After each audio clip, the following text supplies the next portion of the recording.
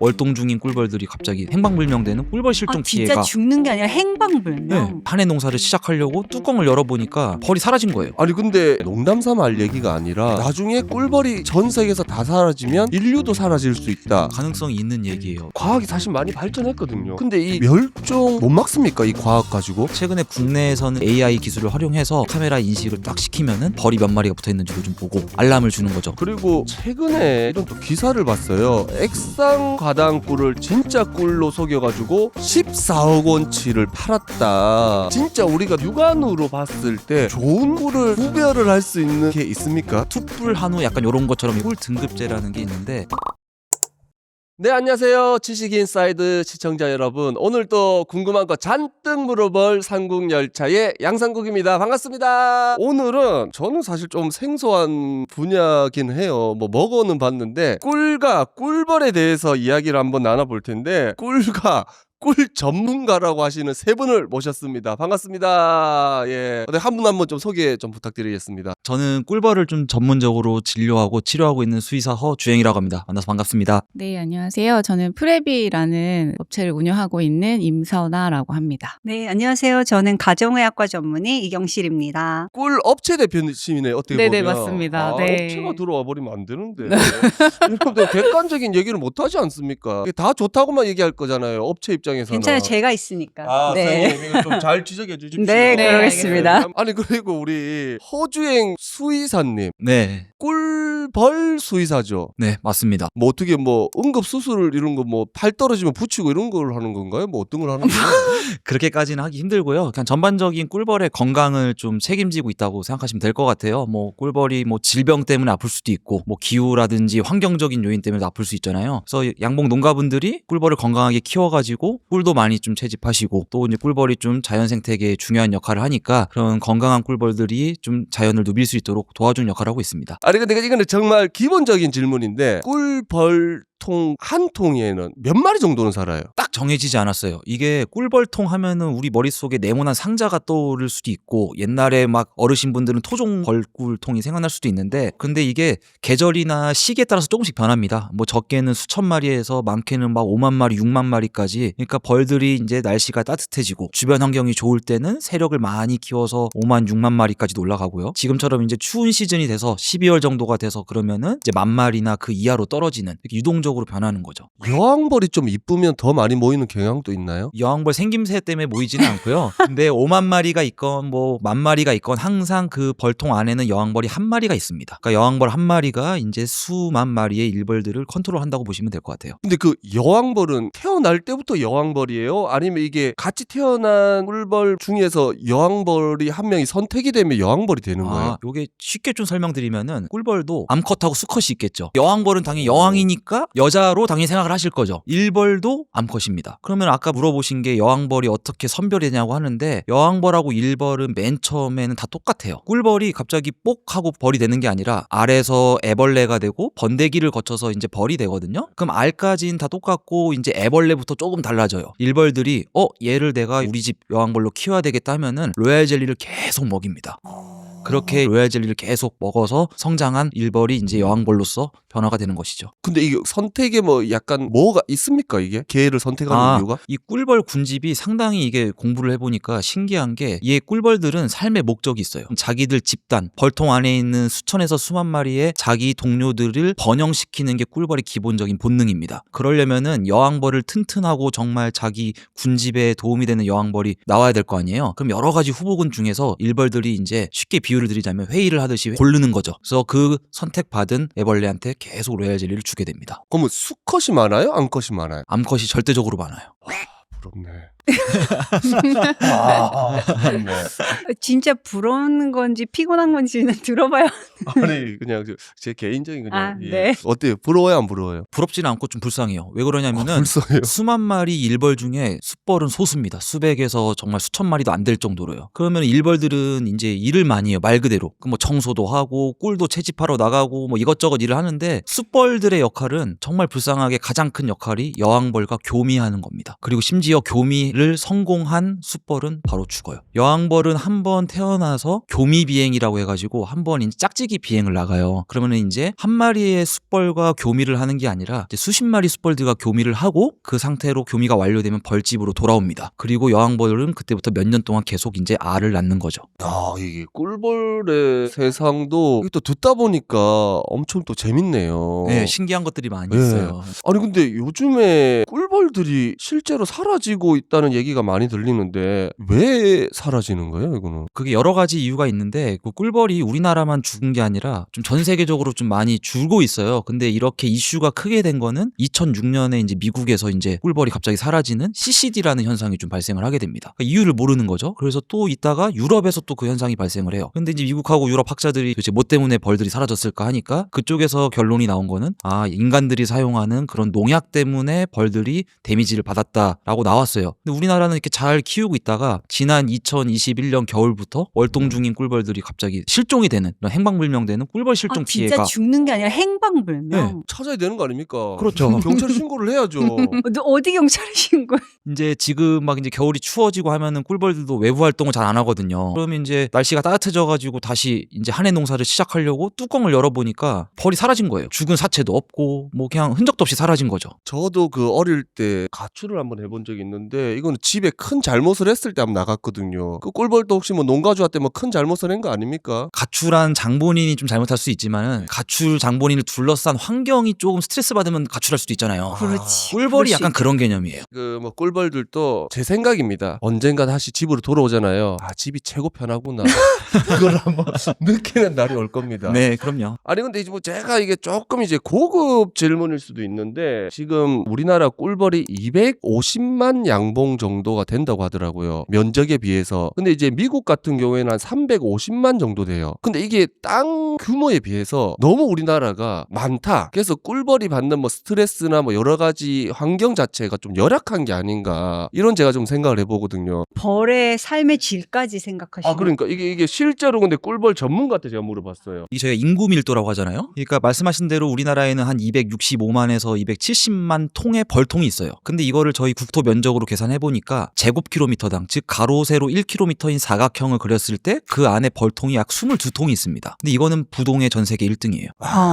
예, 좁은 땅에 많은 꿀벌이 있으니까 이게 큰 문제로서 작용하는 게 뭐냐면은 꿀벌들이 활동 반경이 겹쳐요. 근데 좋을 수도 있지만 안 좋은 게 A라는 양봉장에서 질병이 있는 꿀벌과 깨끗한 B라는 양봉장의 꿀벌이 만나면서 이제 전염이 되는 거죠. 그리고 꿀벌이 안 좋은 게 다른 가축들 소나 돼지는 그냥 축사 자체를 문 걸어 잠그듯이 셧다운을 할 수 있는데 날아다니는 꿀벌을 어떻게 막을 수가 없으니까 그게 약간 질병 스트레스라든지 건강하지 못한 꿀벌에 만드는 데 요인이 되고 있죠. 아니 주로 뭐 어떤 병들이 많아요, 꿀벌들은? 꿀벌 질병이 꽤나 많아요. 생각보다 이 작은 꿀벌이 한 40가지 정도 질병이 있는데 저희 사람들 막 지금 감기 유행이라고 막 그러잖아요. 그런 것처럼 꿀벌도 바이러스 질병도 걸리고요. 뭐 세균, 곰팡이, 기생충, 뭐 심지어 뭐 천적이라고 하는 말벌 엄청나게 많이 있습니다. 아니 근데 이 꿀벌이 사라지는 게 진짜 우리가 뭐 이게 농담삼아 할 얘기가 아니라 나중에 꿀벌이 전 세계에서 다 사라지면 인류도 사라질 수 있다. 그런 얘기도 있거든요. 근데 이게 실제가 맞는 얘기입니까, 이것도? 가능성이 있는 얘기예요. 왜냐면은 보통 일반 시민분들이나 소비자분들이 이해하시기에는 뭐 꿀벌이 사라지면은 뭐 꿀 좀 못 먹고 뭐 이제 그 정도 수준이 아니라 꿀벌의 가장 중요한 기능 중 하나는 바로 농작물의 수분맥입니다. 즉 수술과 암술이 만나서 이제 작물이 맺고 이런 거를 꿀벌들이 왔다 갔다 하면서 자연적으로 해주는 이런 작용이 엄청난 공익적 가치로 작용하거든요. 그래서 실제로 이제 전 세계 100대 주요 작물 중에 이제 71%가 꿀벌의 이런 수분맥의 작용에 의존한다는 연구 결과도 나와 있죠. 지금 말씀에 주로 먹는 거에 70%라고 했고 그걸 생산량으로 보면 보통 한 3분의 1이 이 친구들이 꼭 도와줘야지 생기는데 그게 대부분 우리가 건강한 식품이라고 생각하는 과일, 채소, 견과류 다 이런 것들이에요. 그러니까 여기에는 우리가 뭐 탄수화물, 단백질, 지방 이런 것뿐만 아니라 면역, 항암, 생리활성 물질 이런 것들이 들어있으니까 만약에 꿀벌이 없어지면 결국에는 이 식물을 우리가 섭취를 할 수 없게 되는 거죠. 네. 그러면 산업은 발전했으니까 다른 음식으로 대체가 될 텐데 그게 결국 가공식품을 먹게 되는 거죠. 이 탄수화물 가공된 거를 먹음으로 해서 비만, 당뇨, 심혈관 질환, 암 이런 모든 게 연결이 되기 때문에 전 세계의 모든 인류의 건강에까지 영향을 미칠 수 있죠. 그러니까 보통 나비 효과라고 하잖아요.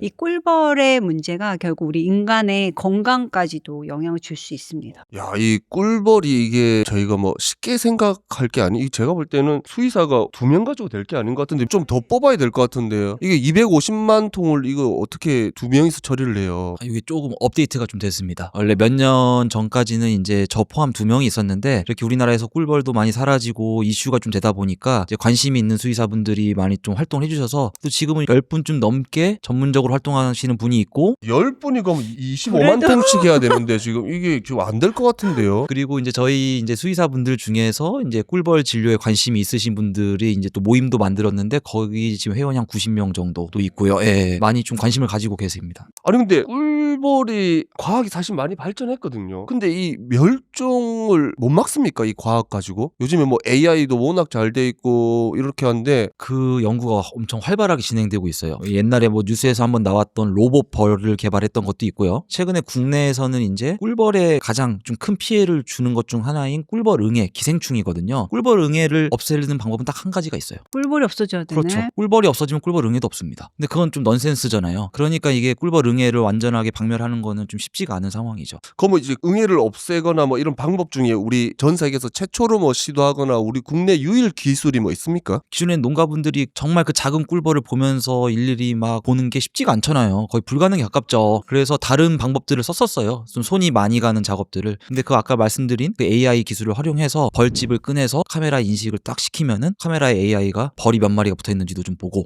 벌 몸에 응애가 몇 마리가 붙어 있는지 봐서 알람을 주는 거죠. 요 정도는 그래도 약을 쓰지 않고 견딜만 하다. 아니면 요 정도는 지금 많으니까 좀 약을 좀 쓰세요. 이런 식으로 지금 알람을 주는 걸로 알고 있습니다. 또 스마트팜이라고 많이 들어보셨죠. 그런 것처럼 이제 스마트 양봉 시스템이라고 해서 과학적으로 데이터를 이제 분석을 하는 거예요. 뭐 온도, 습도, 꿀벌이 몇 마리가 나갔는데 몇 마리가 들어왔고 꿀은 얼마나 생산됐고 그걸 통해서 데이터화를 시키고 AI 학습을 시킴으로써 상무님께서 말씀하신 그런 꿀벌 멸종의 이런 요인들을 다 찾아서 제거하기 위한 노력들이 계속 이루어지고 있습니다. 아니 그리고 조금 저는 이제 궁금한 게 꿀벌들이 꿀을 채취를 해오는데 이게 우리가 뭐 독이 있는 것도 있거든요 사실. 그럼 뭐 이런 거를 이제 본능적으로 구별을 해서 가지고 오는 겁니까? 아니면 이게 아무거나 가져왔는데도 그게 그 안에서 자체적으로 좀 없어지는 건가요? 이게 꿀벌들이 이게 독 있는 꿀이니까 가지 말아야 되겠다라고 처음부터 그러지는 않습니다. 꿀벌들이 학습을 한다는 거는 몇 가지의 요인에 의해서 정해지는데 첫 번째가 꿀의 당도예요. 당도가 높은 꿀을 혀에 딱 묻으면은 마치 우리 사람으로 치면은 자극적인 걸 보면은 도파민이 나온다는 용어를 많이 쓰잖아요. 역시 똑같이 꿀벌의 신경계가 흥분을 하게 됩니다. 그래서 높은 당도의 꿀이 나오는 그 식물로 많이 가는 경향이 좀 있고요. 그 다음에 높은 당도의 꿀이 나오더라도 양이 너무 안 나와요. 그럼 또 잘 안 갑니다. 지속적으로 많은 양이 나와줘야 돼요. 근데 이제 못 모르고 갔는데 당도는 높은데 독성 물질이 있는 거예요. 그럼 이제 들어오니까 이게 뭐가 이상하다라고 이제 인지를 할 거 아니에요? 그럼 그게 학습이 돼가지고 그다음부터는 그 꽃을 피하게 됩니다. 그리고 서로 의사소통도 하잖아요. 그래서 그렇죠. 여기에는 꿀이 많다, 좋은 게 있다. 아니면 여긴 가지 마라. 이런 거를 또 의사소통할 수 있다고. 그거를 이제 꿀벌 춤이라고 또 얘기를 하고 이제 그걸로 막 노벨상도 받았었고 아직까지도 그거에 대한 100% 해석은 되어 있지 않은데 뭐 팔자춤도 있고 원형춤도 있고 여러 가지 춤들이 있습니다. 그래서 어떤 일벌들이 이 꽃에 가니까 당도가 좀 높고 여기 좀 군락지가 있어가지고 우리 군집에 도움이 될 것 같다라고 하면은 그 춤을 춰가지고 위치를 알려주는 거죠. 공유를 하는 거죠. 그럼 이제 거기 가서 채집을 또 해오고요. 그럼 저희가 이제 계속 이제 꿀 얘기를 나눠야 되는데 일단 원초적으로 그건 알고 넘어가야 될 것 같아요. 꿀이 우리 인체에 주는 영향은 뭡니까? 꿀은 특징이 성분으로 보면 달달한 거니까요. 거기 대부분은 포도당과 과당이 들어있죠. 그 외에 추가적으로 미네랄 또 비타민 일부 거기에다가 이제 보통 우리가 듣는 생리활성 물질, 파이토케미칼 이런 것들이 들어있어서 그런 성분들로 인해서 연구가 많이 되어 있고 그걸로 건강이 좀 올라간다. 예를 들어 많이 알려진 거는 첫 번째는 역류성 식도염에 좋다. 이런 게 또 좀 알려져 있어요. 네. 그래서 점막을 좀 보호해 주니까 속쓰림을 좀 개선시켜 준다. 하지만 사실 의학적으로는 그렇다고 표준 치료나 아니면 자세 이런 거 우리 배우잖아요. 역류성 식도염 관리할 때 그런 것들을 대체할 수 있는 정도는 아니지만 보조적으로 활용하시는 분들이 있고요. 두 번째는 숙취 해소할 때 꿀물. 그렇죠. 보통 숙취라 함은 탈수가 많이 돼서 더 증상이 악화되거든요. 근데 그때 그때 그냥 물을 마시기보다는 꿀물을 마시면 거기서 오는 당분으로 이제 에너지를 빨리 내고, 포도당 같은 경우는 들어오자마자 에너지를 낼 수 있고요. 과당은 조금 천천히지만 에너지를 낼 수 있어서 그 효과가 좀 있습니다. 그렇다고 이제 술을 계속 먹는 거는 도움은 안 되지만 활용해 볼 수 있고, 또 꿀에 대해서 연구가 전 세계적으로 많이 있는데 아까 말한 대로 달달한 것에 대체해서 연구가 많이 있어요. 그러다 보니까 실제 어떤 연구에서는 제가 살펴보니까 같은 양의 설탕과 비교했을 때 오히려 만성질환 지표, 혈당이나 콜레스테롤이나 중성지방 이런 것들이 좀 더 떨어져 있다, 더 낮았다, 이런 연구들도 있더라고요. 네. 그래서 전반적으로 건강에는 설탕을 대신해서 먹은 정도에서는 이득이 있다. 뭐 그렇다고 막 많이 먹는 게 좋은 건 아니지만요. 아니 근데 안 그래도 요즘에 아이스크림하고 과자 음료를 마실 때도 사실 제로 슈거를 많이 먹잖아요. 근데 이게 살이 안 찌는 거는 제로가 맞는 거예요? 아니면 이 그냥 꿀을 먹어도 되는 건가요? 이 왜냐면 좀 젊은 사람들 아직까지 좀 이게 헷갈리는 부분이 많거든요. 인공감미료에 대해서 먼저 설명을 드리면, 당연히 이 단맛은 훨씬 높은데 우리 몸에서 소화 흡수가 안 돼요. 그러니까 먹으면 그 자체로는 어떤 에너지를 만들지 않기 때문에 실제 우리가 염려하는 살이 찌거나 이런 거는 안 일어나죠. 그래서 예전에 특히 이제 미국이나 이런 데는 이미 예전부터 인공감미료를 많이 먹었어요. 그래서 장기간 연구들이 많았습니다. 근데 보면 인공감미료를 먹는 사람이 근데 살도 더 찌고 심혈관 질환도 더 많고 당뇨도 많고 심지어 그로 인한 사망률도 높은 거예요. 그래서 뭐지? 이러고 찾아봤더니 기전이 몇 가지 있는데 아주 확실히 밝혀진 건 아니지만, 첫 번째 이 단맛이, 단맛 뒤에 먹고 싶은 게 있잖아요. 짠맛. 뭐 이렇게 단짠처럼 다른 걸 많이 먹게 만들어요. 그래서 그런 문제가 생기고, 단맛에 일단 중독이 되기 때문에 이것만 먹는 게 아니라 또 다른 형태의 단맛들을 계속 찾아다니게 되는 문제가 생겨요. 거기다가 두 번째는 다음에 차선책으로 액상과당이 많이 나와요. 이게 무슨 특징이 있냐면, 우리가 보통 문제가 되는 게 당을 많이 올리는 게 이제 포도당인데, 포도당은 거의 줄이고 과당이 많이 있는 거거든요. 그리고 이제 과일에서 오기 때문에 좀 더 안전하지 않을까 하지만 그것도 여전히 이제 당분이 많기 때문에 건강 측면에서 적절하게 활용하는 게 좋고, 이런 생각도 해봅니다. 근데 이게 꿀이 아무래도 그래도 뭐 달기는 달잖아요. 맞아요. 네, 그래서 이 혈당이 오르지 않을까라고 걱정하시는 분들도 계시거든요. 뭐 제 나이까지는 이제 조금 괜찮을 수도 있는데, 원장님 나이 녹화 전에 들어보니까 저보다 논하시더라고요. 이제 농담삼아 했는데, 근데 진짜 실제로 나이가 드신 분들은 이 혈당 관리가 엄청 중요하잖아요. 사실 지금 이제 상국님은 그런 염려가 없어서 그런지 모르겠지만, 우리나라 지금 가장 큰 문제가 20대 분들 당뇨 환자가 너무 많아지는 거예요. 전 세계 거의 속도가 1위입니다. 어른들이 생기는 당뇨가 10대에도 생기고 있는 정도예요. 당으로 이런 거 너무 많이 먹더라고. 맞아. 꿀을 그러면 비교해 보면, 당과 이제 식후 혈당 올라가는 거에 항상 표준 기준은 75g의 포도당을 먹었을 때 1시간, 2시간 뒤에 이제 혈당이 어느 정도 오르나 이런 걸 봐요. 보통 우리가 정상은 공복에 100보다 낮아야 정상이고요. 2시간 정도 지났을 때 140보다 너무 올라가면 좀 이건 혈당 스파이크가 있는 식품이다, 이렇게 봐요. 그래서 그거를 기준을 포도당 75g을 먹고 2시간 정도 됐을 때 평균적으로 170 정도가 나오는 분들한테 꿀을 75g 먹게 했을 때 봤더니 한 85 정도까지만 올라간 거예요. 그러니까 이제 어떻게 보면 50% 정도 혈당이 덜 올라가고 좀 더 천천히 올라간다는 게 알려져 있죠. 그러면 이거는 연구 결과로서 꿀은 안전하게 혈당을 높이지는 않는다라는 연구 결과가 확실히 있는 거죠. 네, 이거는. 그렇지만 전제 조건은 적정량 먹었을 때. 그리고 최근에 이런 또 기사를 봤어요. 액상과당 꿀을 진짜 꿀로 속여가지고 14억 원치를 팔았다라는 와우. 기사를 봤는데, 그러면 거의 수익이 14억 가까이 됐을 텐데. 아니 그 꿀을 이렇게 하면, 근데 소비자 입장에서는 이게 뭐 액상과당 꿀인지 아니면 이게 뭐 우리가 아는 밤꿀인지 전통꿀인지 이게 잘 모르거든요. 이건 어떻게 해야 되겠습니까, 대표님?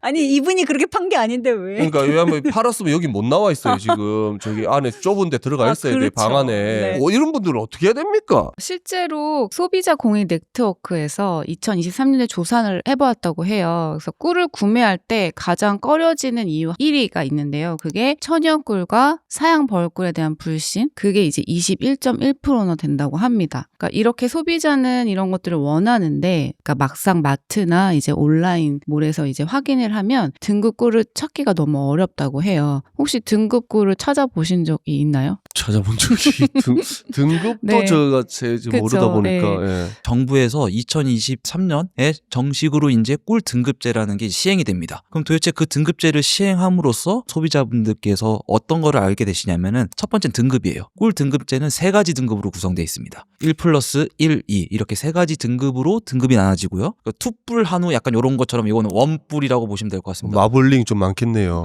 예. 꿀 등급제의 QR코드가 이제 꿀 뚜껑이나 꿀병에 이제 확인할 수 있다라는 것들을 알려드리고 있어요. 그래서 생산지 그리고 검사 결과 등급 이력들을 QR코드를 통해서 고객님들이 이제 쉽게 확인을 하실 수가 있습니다. 저희가 마트 같은 데 보면은 스탠다드, 프리미엄 이렇게 돼 있는 것들은 정부에서 인증한 게 아닌 민간에서 이제 인증한 거기 때문에 그 부분은 조금 오해가 없으셔야 될 것 같습니다. 그 다음에 이제 천연꿀 여부, 사양벌꿀은 이 등급제에 참여를 할 수가 없습니다. 등급제에 참여를 했다는 것 자체가 천연꿀이라는 반증이 될 수 있고요. 그리고 이런 기준들이 상당히 깐깐하거든요. 그 중에서 여러 가지 항목들이 있는데 대표적인 거를 몇 가지 설명드리자면은 첫 번째는 수분 함량이 있어요. 꿀에 수분 함량이 있을 거 아니에요. 끈적한 꿀이더라도. 예. 그 수분 함량이 상대적으로 낮을수록 좀 더 진하고 끈적하니까 좋은 꿀로 저희가 판단하고 있습니다. 그 기준이 수분 함량이 20% 이하가 돼야 돼요. 그 다음에 또 두 번째가 탄소 동위 원소예요. 벌꿀과 사양 벌꿀을 구분할 수 있는 수치라고 보시면 됩니다. 식물이 이제 광합성을 하게 될 때 이제 탄소가 필요한데 이게 꿀이 나오는 꽃에서 나오는 탄소와 아니면은 설탕을 이제 만들어주는 사탕수수나 사탕무도 식물이잖아요. 거기서 나오는 탄소의 비율이 다른 거예요. 쉽게 설명드리면은. 그래서 마이너스 23.5 퍼밀 이 수치를 기준으로 천연 꿀인지 아니면은 사양 벌꿀인지를 이제 판정을 하고 있어요. 그 다음에 HMF라고 해가지고 쉽게 설명드리면 꿀의 신선도입니다. 이 수치가 낮으면 낮을수록 꿀의 신선도가 좋은 거예요. 그래서 우리나라는 꿀 등급제에서 그 수치 기준을 상당히 낮게 잡아놔서 꿀의 신선도를 엄격하게 또 관리하고 있고요. QR코드를 스캔하시면은 확인을 하실 수 있는 거죠. 여기서 근데 조금 우리가 등급제가 이제 필수는 아니고 자율이기 때문에 실제 좋은 천연꿀을 생산하고 있으심에도 아직 참여 안 하신 경우가 있어서 또 QR이 없다고 다 천연꿀이 아닌 건 아니네요. 맞습니다. 그건 아닙니다. 예. 네. 꿀 등급제에 참여를 하지 않는다고 해서 이게 천연꿀을 생산하지 않는 농가가 아니고요. 자율적으로 지금 하는 거기 때문에 강제성이 좀 없는 거죠, 지금은요. 예. 2023년과 2024년에 걸쳐서 시중 유통 꿀들을 전수 조사한 결과를 보면 놀랍게도 오프라인 매장의 84% 그리고 온라인 쇼핑몰의 87.5%가 등급 표시가 없는 비등급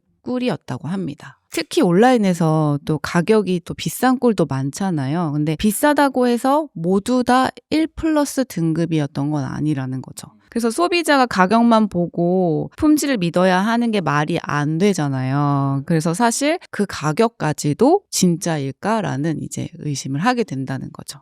그러면 사양 벌꿀이랑 천연 벌꿀이랑 차이가 있어요? 사양 벌꿀이라는 게 뭐냐면은 벌한테 설탕으로 사양을 한 다음에 채밀해서 숙성한 거를 말하고요. 우리가 알고 있는 보통 천연 꿀이라고 하는 벌꿀이라고 하는 것은 꿀벌이 이제 자연 상태의 꽃꿀이나 수액 같은 거를 직접 채집해서 벌집에 저장한 거를 채밀해서 숙성시킨 거를 벌꿀이라고 정확하게 정의를 하는 거죠. 예를 들어 그 천연 벌꿀 같은 경우는 특정 꽃에서 수분을 얻고 수액이나 이런 걸로 이제 만들어지기 때문에 그 꽃이 갖고 있는 천연 향이나 그 꽃에 들어있던 생리활성 물질이나 이런 게 같이 따라오는 거죠. 그래서 그런 추가적인 효과가 있고 설탕을 사양해서 만든 꿀은 그런 추가적인 게 없는 거죠. 그러니까 이게 조금 이제 더 믿을 수 있는 검증 시스템이 된 거는 좋은 것 같고, 근데 우리 또 농가분들이 연세가 조금 있으신 분들도 있을 수 있고 이 인증을 모르고 참여를 못 하시는 분들도 계실 수도 있고 하니까 여러분들 오해 없으시길 바라겠습니다. 실제로 네. 양봉장 현장 가면은 양봉하시는 분들이 전화를 많이 받으시는 거예요. 진짜 꿀 판 거 맞냐고 이런 것들이요. 근데 이런 꿀 등급제가 활성화가 되고 정착화가 되면은 이제 그런 오해나 그런 것들을 좀 더 줄일 수가 있는 이제 그런 긍정적인 효과도 좀 기대할 수 있죠. 조금씩 정착되는 게 중요하겠네요. 네. 어떻게 보면. 그렇네요. 저는 소비자의 입장에서 봤을 때는 과학적 검증까지 있으니까 더 신뢰하고 제품을 고를 수 있을 것 같아요. QR이 있는 꿀 같은 경우에는 우리가 쉽게 생산자랑 신선도 뭐 여러 가지를 확인을 할 수 있다라는 정도까지는 충분히 알겠어요. 그럼 이게 외국 꿀도 이런 등급제라는 게 있습니까? 뉴질랜드나 호주의 마누카 꿀도 등급제를 하고 있습니다. 하지만 좀 다른 거가 꼭 하나가 있는데 현재 전 세계에서 유일하게 정부 주도로 등급제를 시행하고 있는 곳은 현재 대한민국밖에 없습니다. 그러면 도대체 아까 말씀드린 마누카 꿀에 대한 등급은 무엇인가 하면은 정부 인증이 아니라 이제 민간 마누카 협회가 있습니다. 그래서 마누카 꿀에 있는 특정한 활성 물질인 UMF라는 거를 수치화를 시켜서 그레이딩을 매겼는데 그거는 이제 민간에서 한 거고요. 그다음에 주로 미국에서도 등급제가 있어요. 미국도 역시 민간 위주로 돌아가고 있고 유럽도 마찬가지예요. 유럽도 등급제라는 것은 없고요. 현재 우리나라에서 시행하고 있는 꿀 등급제처럼 정부가 주도적으로 깐깐하게 심사를 보는 등급제는 현재 다른 나라에는 없는 것으로 알고 있습니다. 그러면 약간 그런 느낌이네요. 우리나라는 진짜 정부가 주도를 하고 수치들이 정확하게 되어 있고 이제 외국 같은 등급제는 우리나라 따지면 경남 양봉협회에서만 이렇게 하는 수치로 해서 하는 약간 그런 느낌인 거네요. 국제 식품 벌꿀 공전이라고 있어요. 말 그대로 이제 전 세계에서 통용될 수 있는 벌꿀에 대한 규격인데 그 규격과 우리나라 꿀 등급제의 규격을 비교를 해보면요. 대표적인 것 중 하나로 꿀의 신선도를 판단할 수 있는 HMF라는 그 수치가 있는데 국제 기준이 보통 이제 킬로그램당 40mg 이하가 돼야지 이제 통용되는 수준인데 우리나라 꿀 등급제에서는 이제 킬로그램당 3mg 이하의 와. 수치로 깐깐하게 잡아놔서 기존에 있는 다른 나라의 등급제보다도 훨씬 더 타이트하게 고품질의 꿀을 선별하고 있죠. 아, 그리고 궁금한 게 우리가 아는 보통 이제 꿀 벌통 있지 않습니까? 그게 가득 차려면 어느 정도 걸리는 거고 그리고 이 꿀벌들이 반경한 어디까지 가서 이렇게 좀 채집을 해오는 겁니까? 그게 이제 상대적인 거여서 대략적으로 좀 말씀을 드리면 일단 1kg의 꿀을 저장을 하고 싶어요. 예를 들어서 그러면은 꿀벌들은요 대략 570만 송이의 꽃에 방문을 해야 됩니다. 그렇게 하려면 1벌 한 마리가 4만 번 일을 해야지 1kg를 딸 수가 있을 정도로 상당한 시간과 노력이 필요하죠. 그리고 꿀벌의 행동 반경은 보통 평균적으로 반지름이 2km인 원을 그렸을 때가 행동 반경이라고 하지만 그 안에 먹이가 없다든지 식량이 부족하면 더 멀리도 날아갈 수가 있어요. 꿀벌 한 마리 몸무게가 약 80에서 100mg밖에 안 되거든요. 근데 한번 꽃에 가가지고 혀로 쫙 빨잖아요. 그럼 얼마 정도 담아올 것 같으세요? 배에다가? 5mg. 5mg. 최대로 많이 갖고 오면 자기 몸무게의 절반까지도 갖고 가요.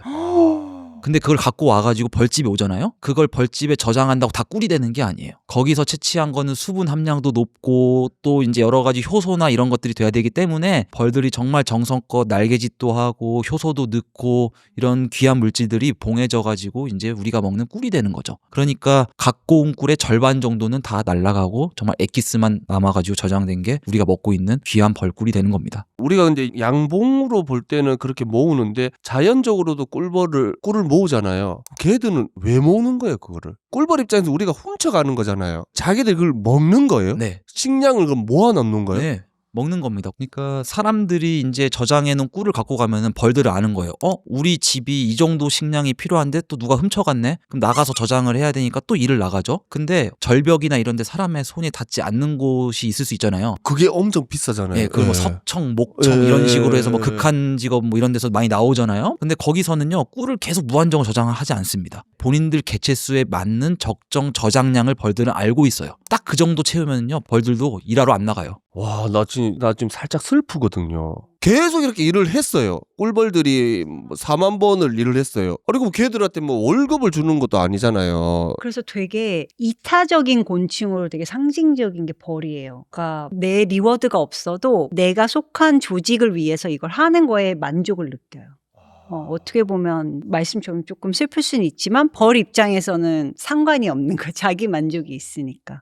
아, 그러면 벌들이 좀 이제 우리가 꿀을 많이 좀 이렇게 생산하려면 건강해야 되잖아요. 꿀벌들한테도 환경이 중요할 것 같은데 어떤 환경이 가장 좋은 환경입니까? 꿀벌한테 좋은 환경을 조성해 주는 거는 꿀벌들을 위해서도 좋고요. 당연히 이제 꿀의 품질에도 영향을 미칠 수가 있습니다. 첫 번째, 예를 들어 가지고 나쁜 환경, 즉 농약이나 살충제가 많이 있는 환경이 되면요. 벌들도 영향을 받고 당연히 꿀에도 잔류가 될 수가 있죠. 또 하나의 문제는 또 중금속 문제도 빼놓을 수 수 없습니다. 토양이나 이런 곳에 중금속이 있게 된다면은 뿌리를 내리고 있는 나무에서 그 중금속이 흡수가 될 수 있고요. 그러면은 꽃이나 수액에서 중금속이 일부 잔류가 될 수 있는 부분도 큰 문제가 될 수 있죠. 또 날씨도 문제예요. 가뭄이 지속된다든지 아니면 장마나 태풍이 지속되게 되면은 꿀벌들의 먹이가 되는 밀원수들의 데미지가 생기기 때문에 역시 먹이가 부족해지게 되고 꿀의 생산량도 감소가 될 겁니다. 그다음에 또 꿀벌의 건강 상태, 예를 들어가지고 스트레스 인자가 많이 온다든지 아니면은 질병이나 기생충이 많아서 꿀벌의 개체수가 감소하게 되면은 아까 말씀드렸다시피 꿀벌들이 꽃에서 꿀을 갖고 와서 바로 저장하는 게 아니라 수분도 날리고 좋은 작용을 많이 해야 되잖아요. 벌집 안에 꿀벌 개체수가 줄어들면은 당연히 그런 작업을 할 수 있는 개체수가 줄어들고 결국에는 품질에 영향을 또 미치게 되는 거죠. 그러면 이게 일을 잘할 수 있는 환경도 좀 만들어 줘야 되잖아요. 벌들 입장에서는 어떤 환경이 좋은 환경이에요? 아까 제가 말씀드린 그거에 반대라고 보시면 돼요. 농약 사용을 좀 줄이고 그다음에 항생제나 약품 사용을 줄이고 그다음에 꿀벌들의 먹이가 될 수 있는 밀원수 그런 것들을 많이 식재하고 즉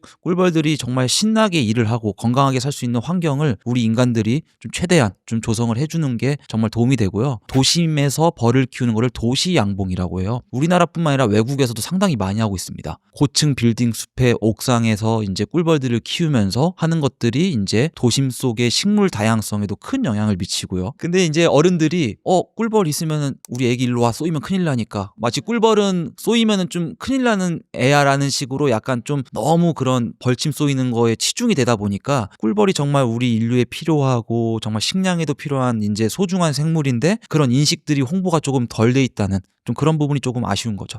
알겠습니다. 저는 사실 오늘 느낀 것 중에 두 개가 꿀벌이 하는 역할이 생각보다는 엄청 크다. 그리고 꿀 등급제가 있다는 게 좀 놀랐습니다. 예. 자, 그러면 이 꿀 등급제를 몰랐었던 분들이 또 많이 계실 것 같거든요. 그래서 내가 사는 꿀이 진짜 꿀인지 가짜 꿀인지 사양 꿀인지 불안해하는 우리 소비자분들을 위해서 한 말씀씩 좀 부탁드리겠습니다. 진짜 꿀인지 가짜 꿀인지 불안해하실 것까지는 없고요. 이제 꿀 등급제를 하고 있는 꿀은 일단은 진짜 꿀입니다. 천연 꿀이라고 할 수 있고 역시 등급이 있으니까 잘 모르시면은 QR코드 있는 거를 한번 스캔해 보셔서 등급을 딱 보고 어디 원산지가 어딘지도 좀 보고 비교하신 다음에 꼼꼼하게 현명한 좀 소비하는데 이 꿀 등급제가 도움이 됐으면 하는 바람입니다. 그리고 또 등급제를 더 많은 농가들이 했으면 또 그것도 좋겠네요. 참여를 많이 해주시면 더 참여를 하는 것도 좋을 것 좋죠. 같습니다. 예. 실제로 이제 많은 분들이 꿀 등급제가 있는지도 모르는 분들이 굉장히 많아서 챙기지 못하시는 경우가 많아요. 그래서 2023년 조사에 따르면 등급제의 정확한 의미를 아는 소비자가 1.6%에 불과하다고 합니다. 2%도 채 안 되는 퍼센테이지죠. 그래서 이제 소비자 공익 네트워크가 2024년에 전국적으로 소비자 교육까지 실시를 했고요. 교육을 듣기 전에는 등급제를 잘 몰랐던 분들도 교육 후에는 96.2%나 되는 분들이 앞으로 꿀을 살 때는 꼭 등급을 확인하고 사야겠다라고 의지를 보여주셨다고 합니다. 그래서 이제 소비자가 똑똑해지면 이제 시장도 변화가 생길 거고, 이제 등급제는 소비자의 이제 알 권리, 선택할 권리를 이제 지키는 가장 확실한 방법으로 이제 자리매김을 할 수 있고, 이게 이제 또 꿀 자체를 신뢰하고 즐기실 수 있는 그런 또 문화가 될 수 있다라고 생각을 합니다. 그거 되게 중요한 말씀인 것 같아요. 사실 꿀을 살 때 선뜻 이게 좋은 꿀일까라는 것 때문에 소비로 이어지지 않는 경우가 많이 있거든요. 네, 맞아요. 근데 네. 그런 걸 편하게 구매할 수 있게 되면 이 꿀을 이용해서 생길 수 있는 많은 레시피들이 사실 있잖아요. 그래서 그런 것들을 좀 더 쉽게 즐길 수 있게 되지 않을까. 네. 꿀까베기는 진짜 꿀입니까? 네, 맞습니다. 게다가 등급제 꿀이 들어가 있습니다. 네. 그렇습니까? 등급제 네. 꿀입니까? 네, 맞습니다. 네. 꿀까베기 협찬해라. 아니 근데 아까 저는 되게 좋은 말씀인 게, 문화라는 말이 되게 좋은 말씀인 것 같은 게, 소비자들이 QR을 있는 꿀들을 구매를 많이 하기 시작하면 지금 나는 좋은 꿀인데 나는 그냥 등급제 하지 않을래 하시는 분들도 문화에 탑승하게 되거든요. 예, 그래서 소비자들이 변하면 모든 이제 농가들도 변하고 그 이제 되게 선순환으로 변할 수 있을 것 같습니다. 오늘 지식인사이드 생각보다 좀 어려운 분야였는데 그래도 너무 다들 쉽게 설명을 해주셔서 너무 감사드리겠습니다. 삼국열차는 다음에 또 더 좋은 주제로 찾아뵙겠습니다. 감사합니다.